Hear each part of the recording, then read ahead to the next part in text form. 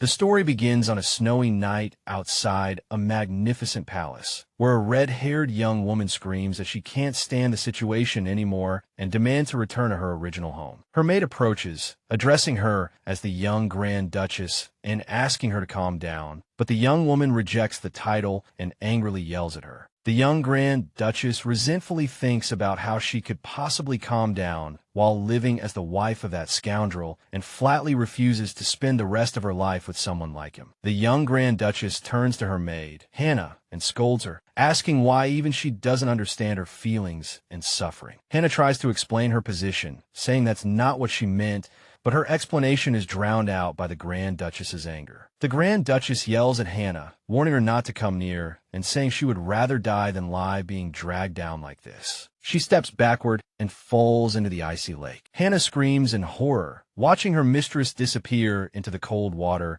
as her plea of Madam echoes around them. The next scene shows the young Grand Duchess unconscious, with someone's sad words echoing in her ears, wondering how she could do this to herself. A young nobleman appears, presumably her husband, who mournfully wonders to himself if she truly hated him enough to end her life. The heroine recovers her memories, explaining that she was originally an orphan adopted by a kind family, but she soon realized their kindness was an illusion when her happiness was shattered after they had their own biological child. From that moment on, she felt she was no longer part of the family and became lonely again. The heroine explains that it was this sense of loneliness that led her to become obsessed with a novel titled Please Embrace Me. The reason she was obsessed with this novel was that the protagonist's life was very similar to hers, as he was constantly threatened by his biological father and stepmother. The novel's protagonist was forced to be constantly vigilant of everyone around him, which made the heroine deeply resonate with him. The heroine remembers that on that day, she was walking down the street reading the novel when she suddenly found herself in front of a speeding car. Underwater, she saw a red-haired girl, confusedly wondering who it was. When she woke up, she found herself in a new body with pomegranate-colored curly hair and blue eyes, a very rare appearance among red-haired people. The heroine realized she had been reincarnated as a character in the novel she had read thousands of times and would never mistake. She discovered she had become Rowena Hale Ross, the ex-wife of her favorite character from her beloved novel, Please Embrace Me. Rowena's relationship with her husband, the story's protagonist, was extremely poor, which explained the hatred she held for him. The heroine realized she was now the unlucky ex-wife destined to die in the novel. Despite her tragic fate, the heroine sighed and decided to accept reality,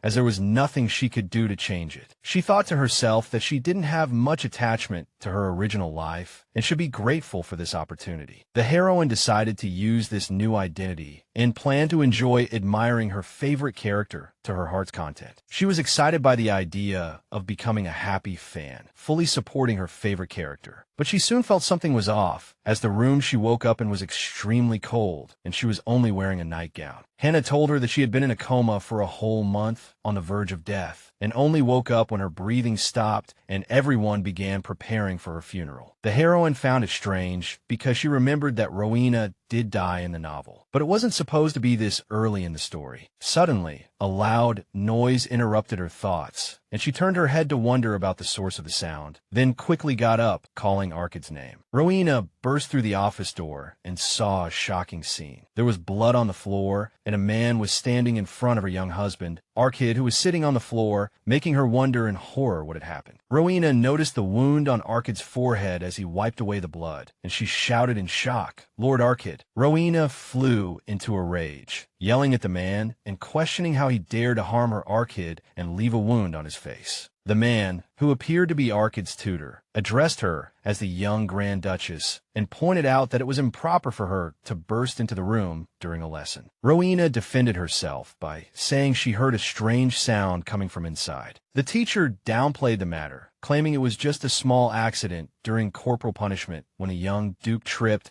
while shamefully refusing to be punished. Rowena stomped her foot in anger and confronted the teacher, Baron Lurk, condemning his explanation as illogical. The Baron then walked towards her, sarcastically asking if she thought he was lying. The Baron coldly suggested they ask the person involved, Arkid, to confirm his story, putting the young boy in an awkward position. Arkid appeared very nervous and anxious, clenching his hands tightly. Since Arkid couldn't speak, Rowena firmly intervened and declared that what Baron Lurk did was not corporal punishment, but abuse. The Baron's face darkened as he repeated the word abuse, and then threateningly asked if she was sure she wouldn't regret saying those words. Rowena responded with a defiant gaze, directly asking if he was threatening her now. It turned out that the reason the Baron was so brazen towards Rowena and Arkid was that his sister was the mistress of Grand Duke Adelros, Arkid's father. The Grand Duke was very generous to his mistress and showed the same favoritism and trust to her brother, the Baron. As a result, the Baron recklessly abused his power, not realizing that all these privileges could disappear overnight like a mirage. The scene returns to the present, where Rowena sarcastically thinks to herself that the Baron will be dealt with in a month anyway. Rowena challenged the Baron, saying he would be the one to regret it, and asked him what kind of teacher would dare to hit the young Duke on the head. The Baron responded with a sarcastic smile, commenting on her rude words and shifting all blame to the young Duke, claiming he had failed to complete his preparatory tasks. Rowena was surprised, looking at the mountain of textbooks on the desk and shouting condemnatorily, wondering what kind of preparation he was referring to. Rowena pointed at the books and questioned the Baron, asking if he truly believed anyone could absorb so much content in one day, adding that her brother's lessons were never this burdensome. She explained that she remembered her brother couldn't even handle half or a quarter of this amount. The Baron coldly replied that most people could complete this amount without any problem. Rowena angrily accused him of calling her brother stupid, and the Baron frantically tried to deny it. Rowena continued to twist his words, saying he thought this amount was basic, and since Marquis April found it difficult, he was calling her brother an idiot. The Baron tried to clarify that the Marquis was still young. Rowena went along with his words, agreeing that her 15-year-old brother was indeed young, then asked her husband's age. The Baron stammered that Archid was 14, to which Rowena retorted that he was well aware her husband was even younger than her brother. The Baron tried to argue that the young master was destined to become the Grand Duke, and a whole day was not enough to make up for 13 years of wrong education. Rowena flew into a rage again, accusing the Baron of now insulting her husband as well, interpreting his words as calling Arkid stupid because he was an illegitimate child. Rowena looked at the Baron with contempt, describing him as disappointing and telling him that he was nothing more than a foolish teacher who blamed his own incompetence on his student. The Baron's anger reached its peak, and he snapped, asking if she was done, raising his hand as if to slap her. Rowena challenged the Baron with a confident smile, telling him to get a little angrier and dare to touch her, promising to show him what true cruelty was. But just then, Arkid suddenly intervened, stepping in front of her to protect her and ordering the Baron in a firm tone to stay away from his wife. The Baron looked at Arkid with contempt, ordering him to move aside and addressing him as the young Grand Duke. Arkid refused to back down, holding his ground and warning Baron Lurk not to lay a single fingertip on his wife. Rowena looked at Arkid with a surprised expression on her face as Arkid told the Baron that he had had enough. Arkid declared that he didn't care what the Baron did to him personally, but his wife was a line that could not be crossed. Arkid reiterated his firm stance that he didn't care what he suffered, but no one dared to touch his wife. Rowena was filled with pride at the boy's courage, then gently took his hand, causing the Baron to take a surprised step back. The Baron suddenly changed his tone, forcing a smile, and claiming he didn't realize the Grand Duke had such a misunderstanding of him. The Baron bowed and apologized if his words and actions were a bit excessive. Rowena intervened, linking her arm with Arkid's, and sarcastically apologized to the Baron for describing him as an utter idiot. The Baron trembled with rage from the double insult, while Arkid stood defensively in front of his wife. After being doubly insulted, the Baron angrily turned and hastily left the room. Rowena watched him go, sarcastically thinking that he was probably in a hurry to go tattle to his sister. She turned to Arkid to comfort him, promising to protect him. Arkid coldly asked how much longer she planned to hold on to him, and she, surprised by his reaction, pulled her hand back. With his back to her, Arkid told her he didn't know what motivated her to help him, but her intervention was unnecessary. Rowena asked in surprise, "Is it unnecessary for a wife to help her husband?" She turned to Arkid to comfort him, promising to protect him. Arkid coldly asked her how much longer she planned to hold his hand, and she was surprised by his reaction and pulled her hand back. Arkid sadly repeated the word husband and then asked her, as he walked away, if he had ever, at any point, been a real husband to her. Rowena called out to him, telling him to wait. She shouted after him, telling him to be sure to treat his wound and threatening to go to him if he didn't, which made him pause. Without turning back, Archid replied that he would hide the wound to avoid causing trouble and told her not to worry. Rowena watched him leave, realizing he had completely misunderstood her, as her intentions were entirely different. Late that night, the Grand Duke, Archid's father, summoned Rowena, telling her he had heard she had interfered with Baron Lurk's lesson today. In the reception room, the Grand Duke sat beside his mistress, Lady Lurk, and sternly asked Rowena what she meant by such behavior. Rowena ignored the Grand Duke and spoke directly to Lady Lurk, coldly asking if the Baron had only mentioned her interference in the lesson, implying he had hidden the truth. Lady Lurk responded with feigned anger, wondering if Rowena was implying her brother had hidden his mistakes and only mentioned what was favorable to him. Rowena smiled sarcastically, replying that she hadn't said that, but it seemed Lady Lurk had a guilty conscience. The Grand Duke interrupted them with a firm voice, demanding they stop bickering. The Grand Duke reminded Rowena that Baron Lurk was the appointed Grand Ducal tutor, and even as the Grand Duchess, her actions must have a valid reason. Rowena looked at the Grand Duke with contempt, thinking he was only indulging her because she was his mistress. Arkid stepped forward to stand in front of Rowena, whispering to her that he would handle this himself. Rowena was surprised by this gesture, wondering how he had suddenly become so reliable, as he nodded to confirm his decision. A sense of happiness filled her heart, and she thought that if he continued like this, she would love him more and more. But she quickly composed herself, realizing she was the one who had started the situation and had no intention of shirking her responsibility. She whispered to him reassuringly that she would handle it and told him not to worry. Rowena publicly announced that her intervention in the lesson was justified because Baron Lurk was abusing her husband under the guise of corporal punishment. The Grand Duke, with a serious expression, repeated the word abuse in a questioning tone. Rowena continued to explain, clarifying that she had heard a loud noise coming from Arkid's study. She dramatically described the scene, claiming she found her husband collapsed on the floor, bleeding, with a sharp quill and scattered ink nearby, admitting in her heart that she was indeed exaggerating a bit from the perspective of a devoted fan. The Grand Duke touched Arkid's face, and Arkid confirmed he was fine. Rowena passionately intervened and told the Grand Duke that Arkid was not fine, that he was bleeding at the time,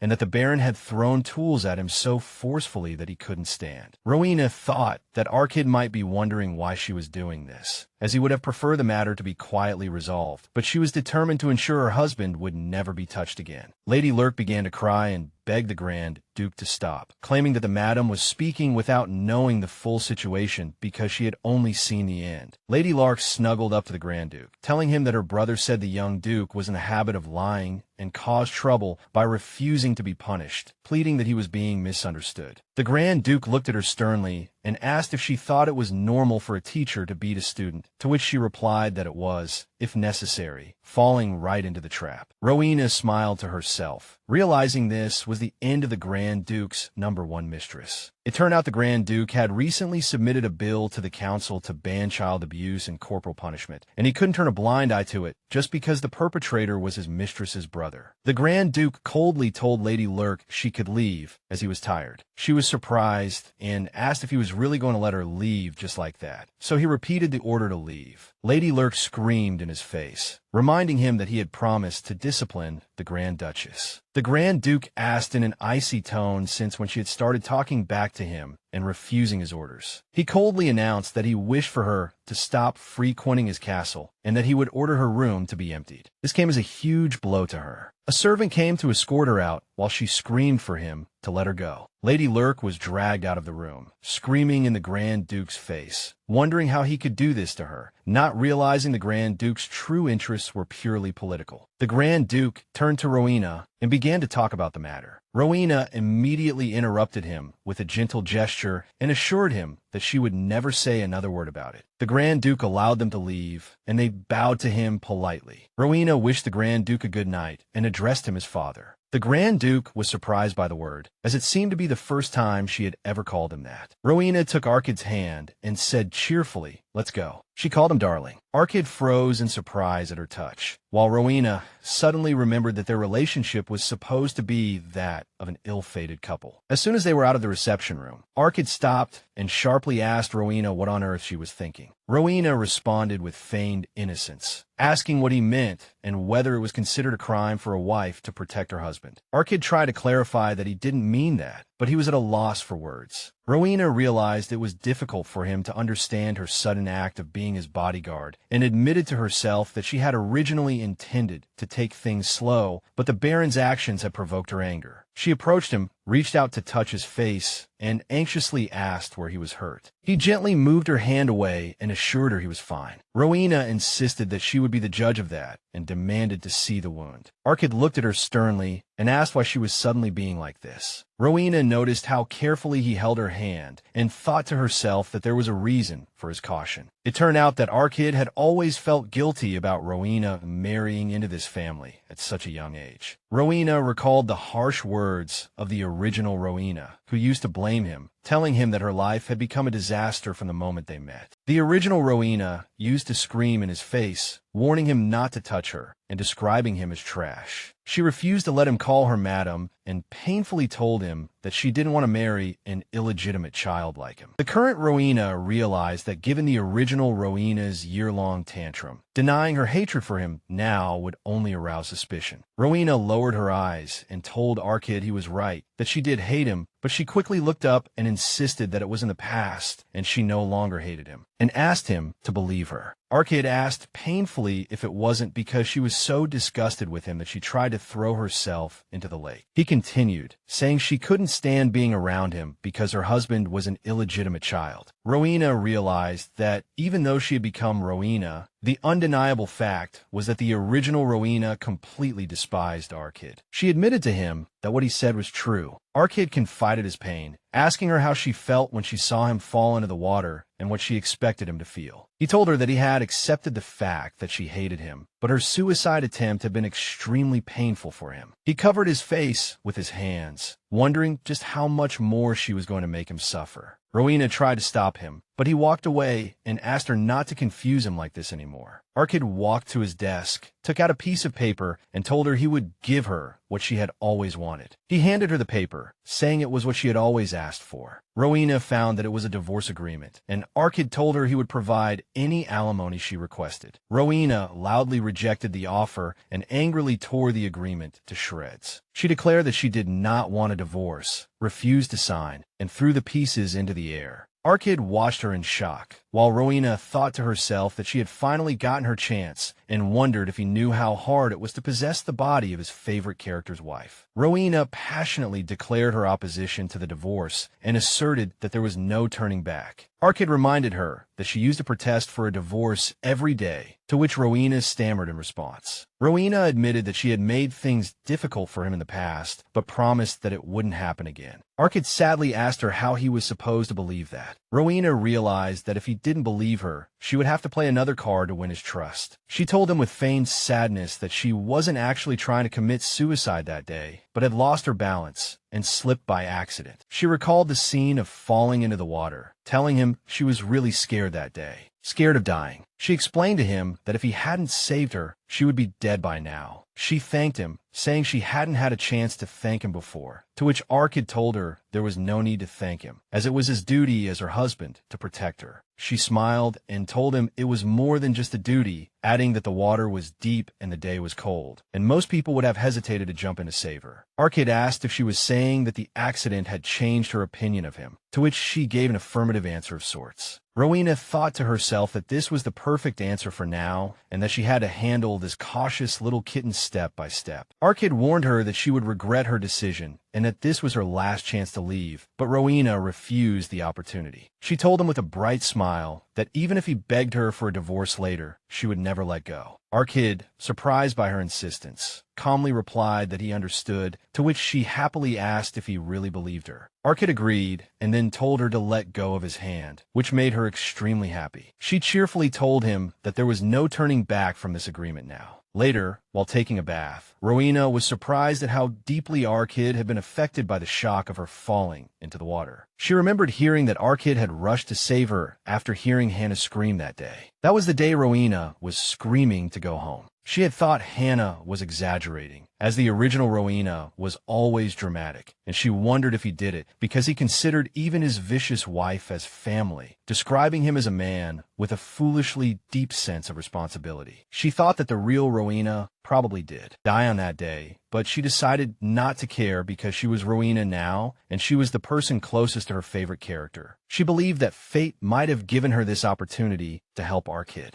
She remembered that in the novel, Rowena would die in 7 years. She thought this was enough time to help Archid solidify his position in the Grand Duchy, but she realized the problem was that Archid and his family deeply despised her. She reviewed the family members in her mind: a husband weakened by an excessive sense of responsibility, a narcissistic father-in-law, a playboy prince with a personality disorder and a lust for power, and her mother-in-law, known as the Mad Dog of Haddle Ross, who also had a personality disorder. As she was contemplating who would be the easiest to win over, a maid informed her that the madam was looking for her. Rowena panicked, wondering why personality disorder number 2 was calling for her so soon. Rowena went to her mother-in-law's room, where the latter was sitting and reading a book. Rowena politely asked if she was the one who had summoned her, addressing her mother-in-law as mother. The Grand Duchess was surprised by this, commenting that it was unusual and reminding Rowena that she had always insisted on calling her Grand Duchess to draw a line between them. Rowena realized she had made a mistake, thinking that their past relationship was indeed like that, but she decided to push forward, saying it would be strange to back down now that she had already called her mother. With a bright smile, Rowena told her mother-in-law that she wanted to try and get closer to her from now on. The Grand Duchess reacted coldly, surprised by the word closer, and made it clear that she had no intention of getting closer to her, putting Rowena in an awkward position. Rowena changed the subject. She asked the reason for the summons, and the Grand Duchess said she was as impatient as ever and told her to sit down first. The Grand Duchess told Rowena that she had heard Lady Lurk was dragged out of the study, crying, and sternly asked her what had happened. Rowena realized her mother-in-law had summoned her to find out the full story and simply replied that nothing had happened. The Grand Duchess pressed on, wanting to know why Lady Lurk was crying. Rowena feigned ignorance, then hinted that perhaps the Grand Duke had warned her not to come again, which was why she left in tears. Rowena knew in her heart that what the Grand Duke had asked her not to talk about was the abuse, not the dismissal of his mistress. Rowena thought that Lady Lurk, having been favored by the Grand Duke for so long, would never have expected to be discarded so easily, and she had only left a small piece of evidence for them to investigate on their own. She realized the truth was that the Grand Duke had dismissed her, not the other way around. The Grand Duchess commented that she had noticed Lady Lurk was not present today, and Rowena replied that perhaps her pride was hurt, which was why she didn't show up. Rowena added that Lady Lurk still seemed attached to the Grand Duke, so she might be back soon. The Grand Duchess agreed, saying that being asked to break up without a clear reason,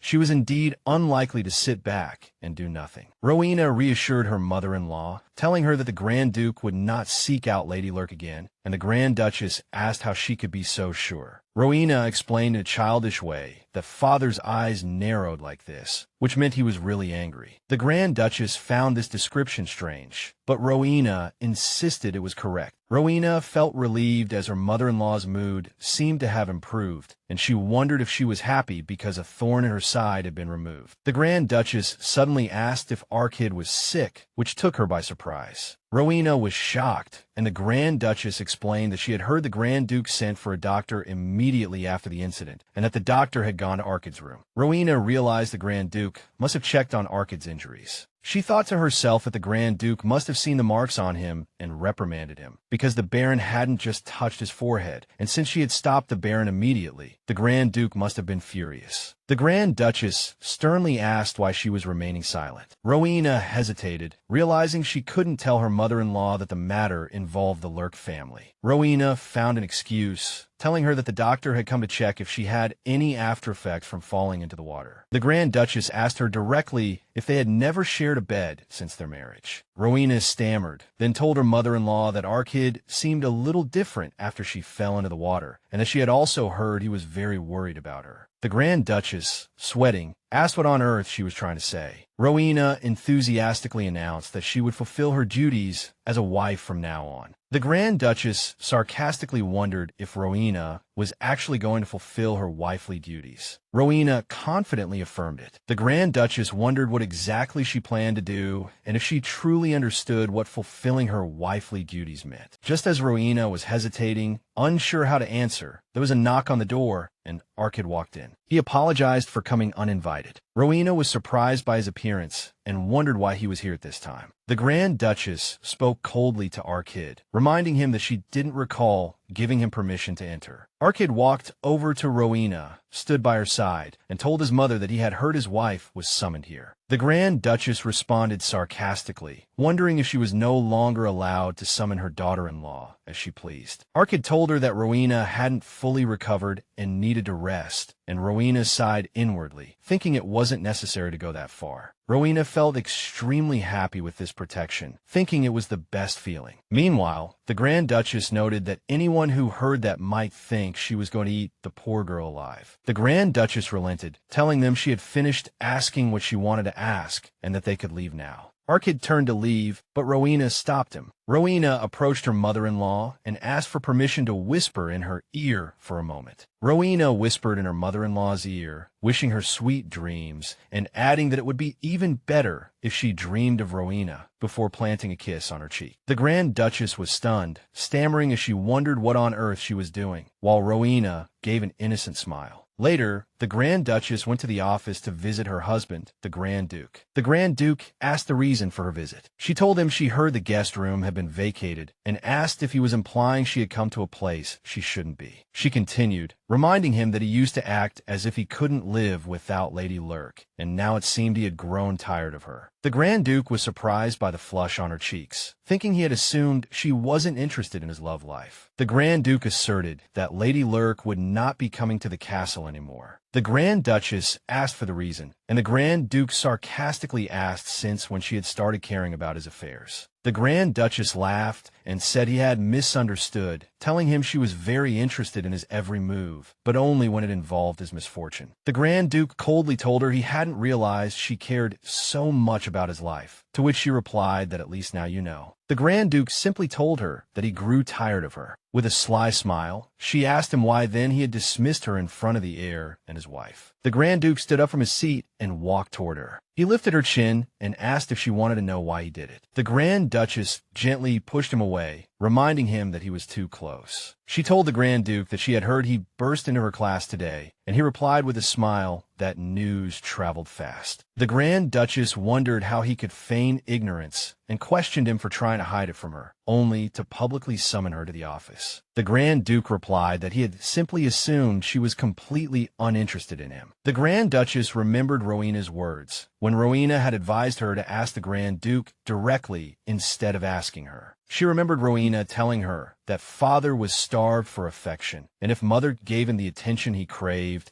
he would confess everything in an instant. The Grand Duchess thought to herself that she had assumed Rowena was just a child, but it turned out she was nothing of the sort. She asked the Grand Duke why he was staring at her like that. The Grand Duke asked why she had been smiling earlier, and she sighed, replying if she wasn't even allowed to smile now. The Grand Duke grabbed her arm, pulled her closer, and told her he had asked a question. The Grand Duchess was annoyed, thinking his behavior was like that of a ruffian. The Grand Duke stepped back in surprise, asking what was wrong. The Grand Duchess smiled brightly and told him she thought he had gotten so close because he wanted to kiss her. The Grand Duke, confused, tried to deny it. She told him she knew he despised her touch, just as she despised his. The Grand Duchess asserted that the entire empire knew they were practically strangers who had never shared a bed. She approached the Grand Duke again, threatening that if he didn't want to kiss, he would have to start talking, and ordered him to tell her what happened in the study. Later at the dinner table, the Grand Duke announced that Baron Lurk would no longer be coming to the castle. He told Arkid that if anyone insulted him again, he shouldn't remain silent. Arkid reminded him that he had once told him to live as if he were dead. The Grand Duke clarified that it didn't mean he should just stand there and take a beating. He advised him to pay it back twofold, as dealing with the consequences of throwing a punch was much easier than taking one. Arkid replied that he would think about it. Rowena was inwardly furious, thinking it was terrible to teach a child such things, and wondering if he thought the gentle Arkid was the same as him. It was revealed that Arkid resembled the previous Grand Duke in appearance, but their personalities were completely different. Unlike the narcissistic previous Grand Duke, Arkid had always walked on eggshells while growing up, which led him to develop a bad habit of assuming the worst in everything. Because of this, he often clashed with the female lead, Mabel. In the end, he lost her to the male lead, Serenus, a thought that disgusted Rowena, but she decided it didn't matter now. As long as she was here, Arkid's childhood would not be miserable. One day, Hannah requested to enter Rowena's room. Rowena asked Hannah the reason for the flowers, and Hannah told her the flower festival was approaching and she had brought some flowers to change the atmosphere. Rowena wondered how there could be a flower festival in such cold weather, and Hannah explained that it was a festival in name only and was actually a day for sowing seeds. Hannah explained that since flowers rarely bloomed on the barren land of Delos, they would spontaneously sow seeds by hand. One of the maids found it strange that Rowena was surprised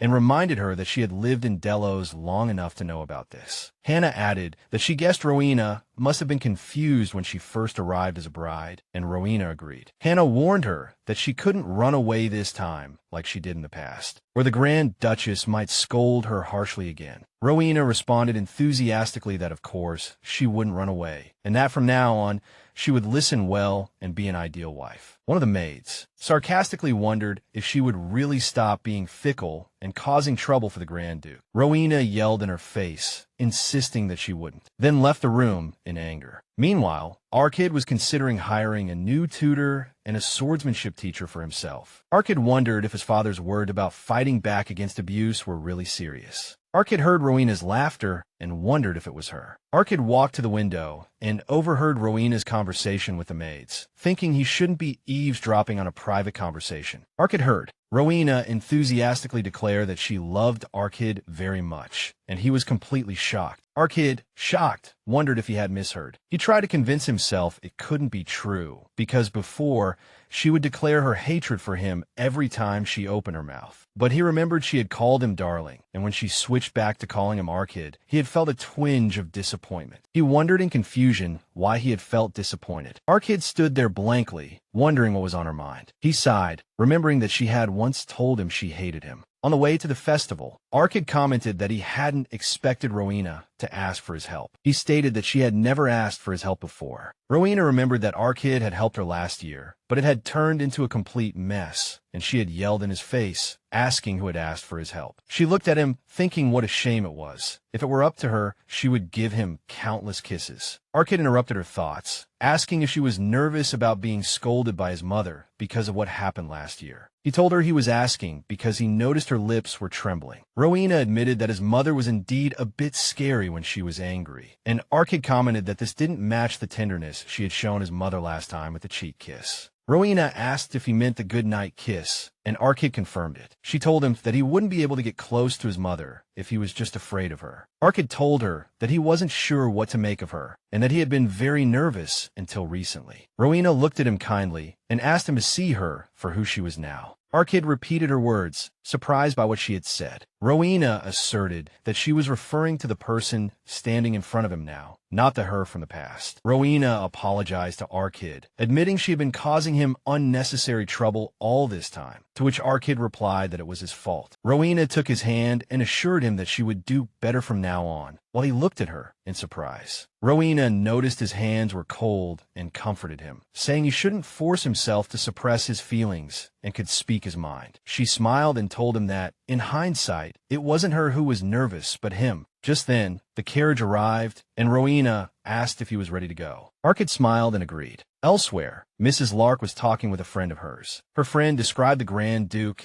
as cold and heartless for ending his relationship with her so coldly. Her friend tried to comfort her, and Mrs. Lark replied that it didn't matter now, as he wasn't the only man in the world. Her friend told her that she had heard the Grand Duke had already found a new mistress, which shocked Mrs. Lark. The friend explained that she had seen the Haddle-Ross family carriage heading toward the seed farm today, and wondered if he was going to see the flowers with his mistress. Mrs. Lark was furious, thinking that they had been together for 3 whole years, and he should have at least held back for a month. Her friend commented that all men are like that by nature. She added that no matter how beautiful Mrs. Lark was, men eventually get used to it. She said it was their instinct to look for new flowers. Mrs. Lark suddenly stood up and told her friend she had to leave. Her friend replied with a sly smile that it was a shame. Upon arriving at the seed farm, the manager, Mark, greeted them, telling them he had been informed of their visit in advance. The manager mentioned that this was Arkid's first visit since last year. Archid was surprised and asked if he had come here last year, and Rowena replied that she thought so. The manager anxiously asked if everything was all right that day, because the Grand Duchess had looked very displeased, which had worried them. The manager explained that Rowena had left that day without saying anything, and the Grand Duchess was furious. Rowena thought to herself that the original Rowena was truly a unique character. Rowena reassured the manager that she was fine today and had set aside plenty of time, asking him to show her everything. The manager told her that the color of the Delos flowers was particularly beautiful this year, and if they were planted now, they would be in full bloom by the middle of the year. He added that, of course, magic could be used to speed up the blooming period. They entered the garden, and Rowena was stunned by the beauty of the flowers. The manager told her he had left his toolbox behind and was going to get it, asking them to look around freely, and Rowena agreed. Rowena expressed her admiration for the beauty of the flowers. Arkid told her he had thought she disliked Delos flowers. He reminded her that during last year's festival, she had made him throw away the flowers he gave her. Rowena shouted that she didn't hate flowers. Rowena apologized, admitting she had gone too far back then. Arkid smiled and told her he was glad to hear she didn't hate flowers. Arkid offered to have someone send a particular flower to her room if she liked one. Rowena thought to herself, is he an angel or what? Rowena started to ask for a certain flower, but suddenly stopped. Suddenly, Mrs. Lark appeared and rushed toward them, and the manager tried to stop her, saying they had guests. Mrs. Lark screamed, demanding to know where the Grand Duke was, which startled Rowena and Arkid. Arkid coldly commented on her rudeness, telling her she was in no position to do this. She retorted sarcastically, accusing him of using a child as a shield. Mrs. Lark demanded to know the truth, claiming she had come because she heard the Grand Duke was here. Rowena gave a sly smile, thinking it was the perfect time for her to intervene, but she suddenly felt a wave of dizziness. Rowena wondered in confusion why this was happening to her. Rowena staggered and fell against Arkid, who anxiously called out to her, "Madam." Arkid caught her as she lost consciousness. He shouted her name. Rowena wondered what was wrong with her as she closed her eyes. Arkid tried to wake her, while she thought in terror that she might die just like this. Arkid rushed back to the palace carrying Rowena, shouting for Akil as he entered. The maids gasped in horror, and one of them anxiously asked what had happened. Hannah screamed upon seeing the unconscious Rowena, while the butler, Akil, asked in shock what had happened. Arkid, in a firm voice, ordered Akil to call a doctor immediately. A short while later, Rowena was unconscious in bed. The doctor told Arkid that his timely first aid had saved her life. Arkid asked the doctor the reason for her sudden collapse, and the doctor deduced that it seemed to be an allergic reaction. A maid insisted that it was impossible, as her mistress had never suffered from such an illness before. But the doctor confirmed that the symptoms indicated shock from a severe allergy. The doctor asked if she had been to a place with a lot of pollen today. The maid replied that they had gone to the seed farm, adding that it was strange because at April Castle, she was fine walking around even when the seasons changed. The doctor suggested that her immune system might have weakened after coming to the Haddle-Ross territory. Arkid thought to himself that he had assumed her flushed cheeks were just part of her natural charm, then asked the maid if there were any Delos flowers in the palace. The maid answered in the negative, saying this was the first time she had seen such flowers here. Arkid asked if Rowena had shown similar symptoms around this time last year. The doctor said he would need to check the records. Suddenly, the maid remembered and screamed that her mistress had been sick like this last year as well. She explained that the symptoms had seemed mild at the time, but her cheeks were very red, just like now. Arkid asked if that was the day she had returned alone after going out with his mother. The maid was surprised and asked how he knew, as her mistress had asked her to keep his secret. Arkid covered his face with his hands, realizing the terrible truth, and sighed that the cause was the Delos flowers. Arkid summed up the incident, explaining that she had fainted in a field of Delos flowers, and if there were no Delos flowers in April Castle, they might never have known about her allergy. Arkid wondered why a full examination hadn't been conducted if she had been diagnosed with similar symptoms last time. The doctor explained that the symptoms were mild at the time. Arkid thought of the incompetence of the servants, who didn't even care about the young madam's health, realizing that he had tolerated their indifference before because of his own origins, but he had never thought their negligence would extend to her as well. Arkid wondered why Rowena had hidden her allergy. He had thought she was proud, arrogant, and stubborn, and suspected she did it because she didn't want anyone to find out she was allergic to Delos flowers, as she was to become the Grand Duchess of Hadalross. Arkid felt guilty, thinking that he should have expected to take care of her regardless, as she was his wife. He firmly told the doctor that this matter would not be overlooked. When Rowena woke up, she was surprised to find Archid holding her hand. She wondered to herself why Archid was sitting by her side. She wondered if he had stayed by her side all night, thinking that perhaps it was because they were a married couple and he couldn't just leave her alone. Archid woke up at that moment, and she greeted him. Archid jumped up and anxiously asked if she was okay and if she was in any pain. Rowena reassured him that she was fine, telling him she was scared at first because she had completely lost her sense of smell, but now she felt completely fine, thinking to herself that Archid's appearance right after waking up was. The atmosphere became heart-fluttering as Rowena asked Archid if he had been worried about her. Rowena thought to herself that she shouldn't have asked, as Archid would never worry about her, but he surprised her by giving an affirmative answer. Rowena was overjoyed, happily thinking about Archid saying he was worried about her and wondering if anyone else had also been cared for by their favorite person. Archid placed his hand on her forehead and told her she still had a slight fever. She told him she really thought she was going to die, but strangely it was over in a day. Archid shocked her by telling her it had been 10 days. Archid told her that of course he was worried, because he was her husband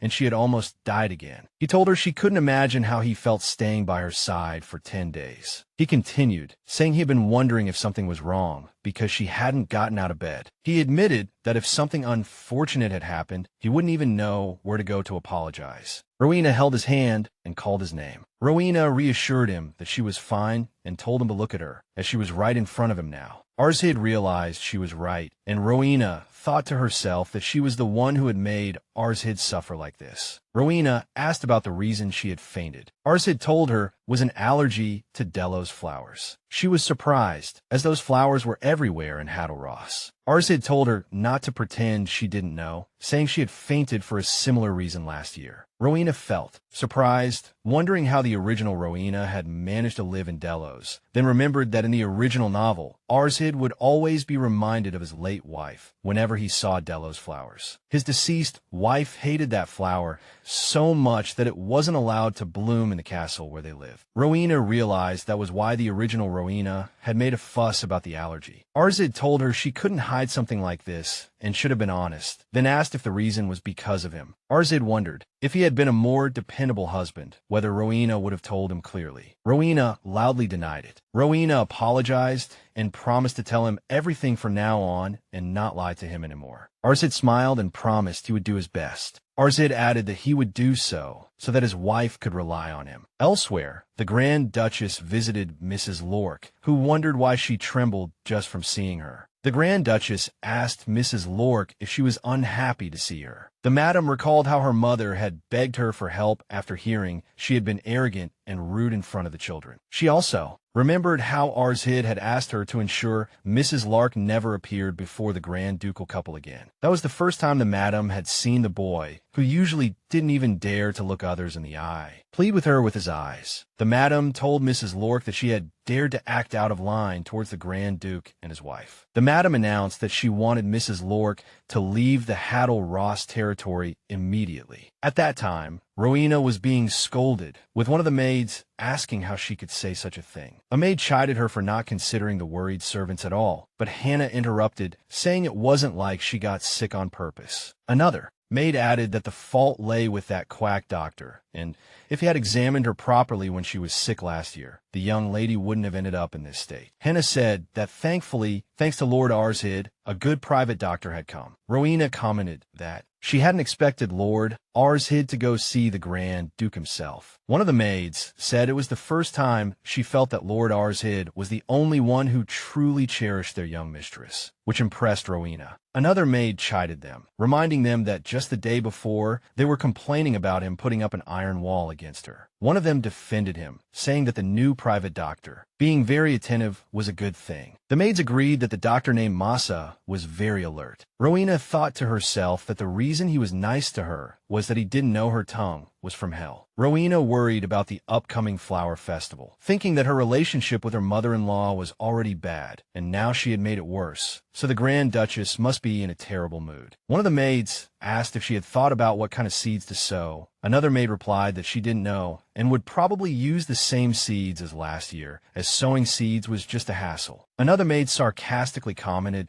that it was so unromantic and that if that were the case, they should just go shake dandelion fluff. Rowena praised the idea, thinking it was a really good one. Rowena stood up and announced she was going to see her mother. The maids asked where she was going, especially since they had heard the madam was going to the seed farm today. Suddenly, Hannah noticed a carriage arriving. Rowena got excited, shouting in her mind to strike while the iron was hot, and told the maids to go with her. Rowena rushed over and called out to the madam as mother, waving at her as she returned. Rowena enthusiastically rushed forward to greet her returning mother-in-law, but in her excitement, she tripped on the stairs and fell forward, screaming in frustration. Just as she was about to hit the ground, she closed her eyes and waited for the fall when suddenly she found herself in her mother-in-law's arms, who had caught her and sarcastically commented on such a passionate welcome. Rowena was surprised by the sudden situation, feeling like a puppy waiting for its owner to return. Rowena stammered a response. The madam asked why she had returned and caused so much commotion. Rowena explained that she came because there was something to discuss about the flower festival. The madam looked as if she had expected this and invited her to come along. As they had tea, Rowena started the topic, telling her mother-in-law she heard her allergy had caused her a lot of trouble. The madam's anger was ignited, and a terrifying aura emanated from her as she demanded to know which maid had told her this. Rowena quickly backtracked, explaining it was just a guess and that no one had told her. The madam coldly told Rowena there was nothing to be done, that she had handled it alone last year, and that any help now would only be a burden. Rowena was dejected by the hurtful words, but Rowena insisted she wanted to help and told her she had a good idea she wanted to propose. The madam looked at her skeptically, wondering how someone like her could have a good idea. Rowena explained that she had noticed seed sales were high every year, but few people actually sowed them because they considered it tedious work. Then she presented her innovative idea, suggesting that instead of planting flowers on the ground, they should be planted in the sky. The madam called the idea absurd and impossible. Rowena explained her plan in more detail, placing the seeds in sky lanterns and releasing them, which would both sow the seeds and create beautiful memories, killing 2 birds with 1 stone. She added that since Delos flowers come in rainbow-like colors, the lanterns could also be made in various and matching colors. The madam seemed surprised, admitting she hadn't realized Rowena was so concerned with the territory's affairs. The madam added that she thought Rowena would demand to burn all the Delos flowers. Rowena got angry, asking if she saw her as a barbaric monster. Rowena calmly explained her position, saying that as long as she didn't go where the flowers were, a flower loved by everyone couldn't be banned just because of her. The madam began to think about Rowena's allergy again. Rowena asked what her mother-in-law was thinking. The madam ignored her question and decided to end the conversation, telling her she would discuss the idea with the servants herself. Rowena got up to leave. The madam noticed that Rowena calling her mother was starting to become natural and spontaneous, and let her leave with a slight smile. After leaving, Rowena was surprised to find Archid waiting for her. He anxiously asked why she was in his mother's room and if she had been scolded. Rowena enthusiastically denied it, telling him she felt she was enjoying the flower festival without offering any help, so she came to see if there was anything she could do. Then Rowena asked about Archid's destination. He hesitated a little in his reply. Rowena immediately guessed he was going to the training grounds. Archid was surprised by her knowledge and asked how she knew. She simply replied that he went there around this time time, every day. But she quickly realized her words sounded like she was monitoring him and watching him all the time. Flustered, she tried to remedy it, claiming she had guessed based on his clothes, as they looked like training attire, and assured him she wasn't a pervert who secretly stalked him. Archid smiled gently, reassuring her that he had never thought of her that way, and added that even if she did, he wouldn't mind, telling her she could do as she pleased. Rowena was surprised that he allowed her to do as she pleased, wondering if that was really allowed, and realized he would be terrified if she actually did everything she wanted to do. She let her imagination run wild, picturing herself greeting him morning and night, surrounded by his pictures, and wishing him good night. She also imagined secretly watching him as he went about his daily activities. Just thinking about these things made her unusually excited, but she realized she had to keep these feelings hidden in her heart. Her excitement even reached the point where she wanted to open a fan cafe for him. The scene shifts to a crowded celebration hall, where the festival was held during the warmest season, attracting tourists from afar. For this, a separate party was organized especially for the children. Rowena seized this rare opportunity for them to appear at such a party together and asked Archid to be her escort. Archid granted her request and gently took her hand. They walked through the hall together. Rowena noticed all eyes were on them, guessing it was because she was with Archid. Suddenly, a girl with pink hair called out to her enthusiastically. Rowena recognized her immediately. Rowena, remember a scene from the original novel where this girl, named Diana, deliberately splashed water on Archid, lying that she was watering flowers and had accidentally slipped. Then the original Rowena mocked him, saying his clothes were all wet and he couldn't go to the party like that. She also arrogantly added that he surely didn't want to disappoint the Grand Duke. Then she laughed with her friends, asserting that he would become a laughingstock for everyone. In that incident, Archid had simply agreed with Rowena's words and then left with an excuse, doing nothing. This passive withdrawal had infuriated the original Rowena, who couldn't stand his dull reaction after all the trouble she had gone through. But in the present, Diana intervened and grabbed Rowena, trying to pull her away from Archid. Diana feigned concern and asked if she was okay. Diana asked what was wrong with Rowena, maliciously implying that Archid must have some dirt on her. Rowena pushed her hand away and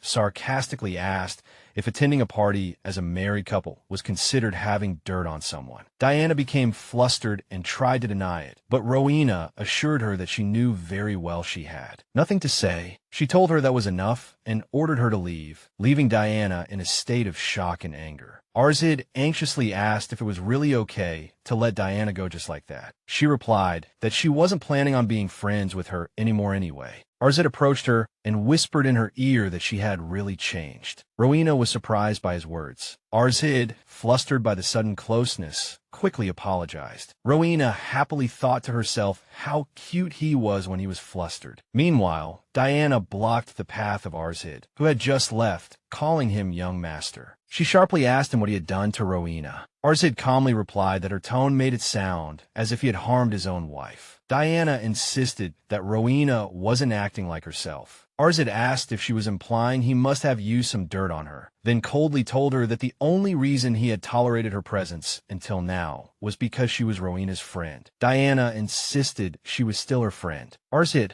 looked at her with a cold smile and told her his wife had said the exact opposite. Diana froze in shock, wondering in horror if this was really the Grand Duke she knew, as he had completely changed. Archid coldly confronted her, saying she had always looked down on him and enjoyed feeling superior to him, asking if she really thought he would notice. Diana tried to deny it in her confusion. In her shock and confusion, Diana tripped and fell. Archid looked down at her and told her he would overlook her rudeness this time, ordering her to leave before his wife arrived. Just then, Rowena arrived on the scene, wondering what was happening. Diana rushed to Rowena crying, trying to gain her sympathy and telling her what the Grand Duke had just done. But Rowena completely ignored her and rushed to Archid, anxiously asking if he was okay and if Diana had bullied him again. Archid became flustered and denied it. Diana screamed at Rowena, saying she hadn't done anything and that the Grand Duke had pushed her. Rowena sharply replied that it was impossible for her husband to suddenly push her and accused her of surely having done something wrong. Diana erupted in anger while sitting on the floor, screaming at Rowena about how she could say such a thing and telling her she had no idea how terrible her husband was. Rowena replied with extreme coldness, "So what?" which stunned Diana. Rowena approached and confronted her, wondering why she was complaining to her about falling, and asked who she was to think she had the right to do so. Diana cried and asked how she could not take her side, reminding her they were friends. Rowena corrected her, saying they used to be friends. Then Rowena smiled and told her their friendship was over, telling her to stop harassing her husband and leave. Diana's face was filled with a mixture of intense anger and humiliation. Diana stood up and angrily declared that it was all over, then left. Rowena thought to herself that the situation was disgusting and hoped not to see them again. Rowena returned to Archid's side to check on him. He asked her what she would have done if he had really pushed Diana. She confidently replied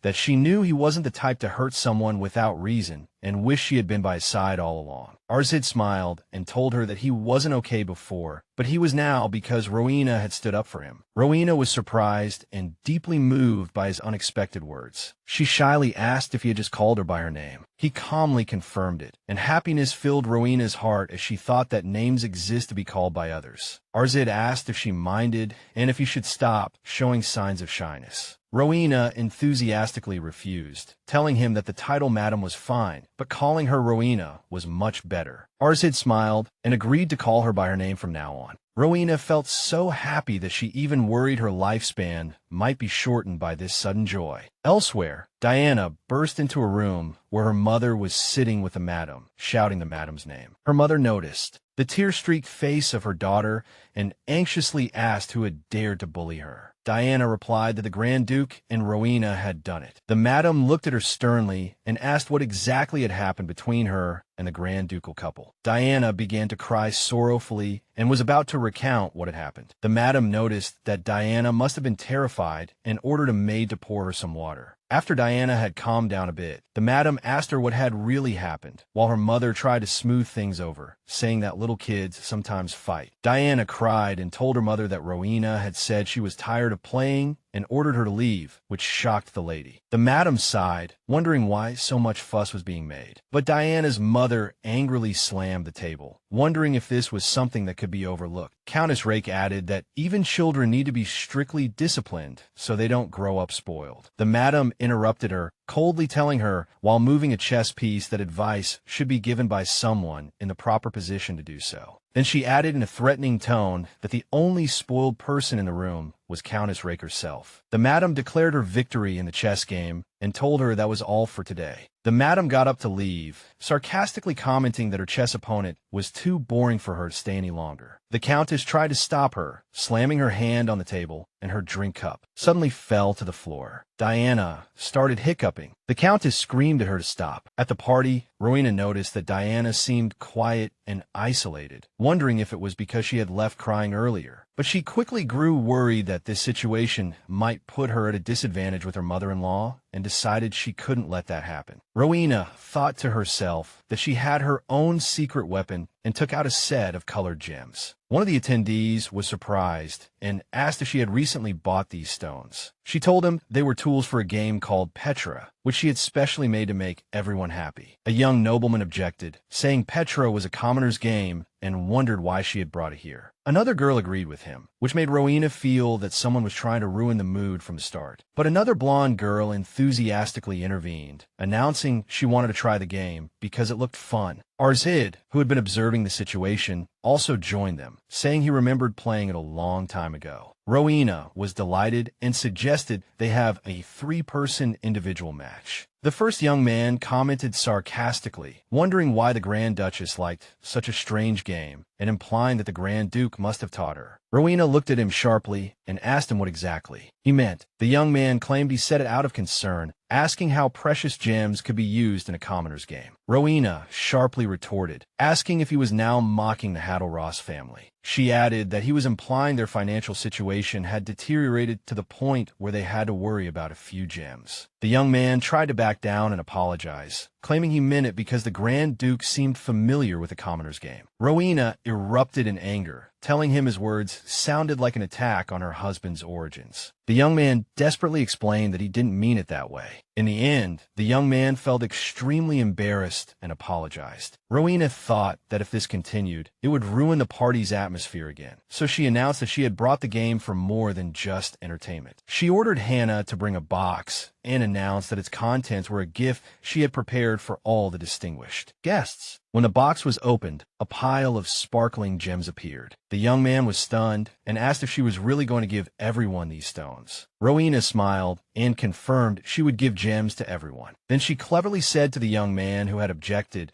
that she was sure a young master who despised the commoner's game wouldn't need this. The scene shifts to the children enthusiastically playing Petra. One girl announced she was about to win, while Rowena said she was the winner of this round. Archid commented that she seemed very experienced with the game. Rowena replied that she had always been a fast learner. Archid asked if the maids had taught her. She confirmed it and playfully added that they had been keeping all the fun to themselves. Archid smiled and told her it was great to see her getting along so well with the maids. Rowena looked at him meaningfully and told him she wanted to get along well with him too, adding that she meant, for example, sharing a bed. Archid became flustered and lowered his head. He appeared shy under her bold gaze. Meanwhile, a girl asked Rowena if she had gone to the seed-sowing festival. Another girl enthusiastically replied that she had gone as soon as it opened, describing the sky lanterns filled with seeds floating in the air as breathtakingly beautiful. Another girl commented that she heard they used magic stones to determine the direction and that the Haddle-Ross family's artifacts must be impressive. Rowena was shocked by their ability to convert magic stones into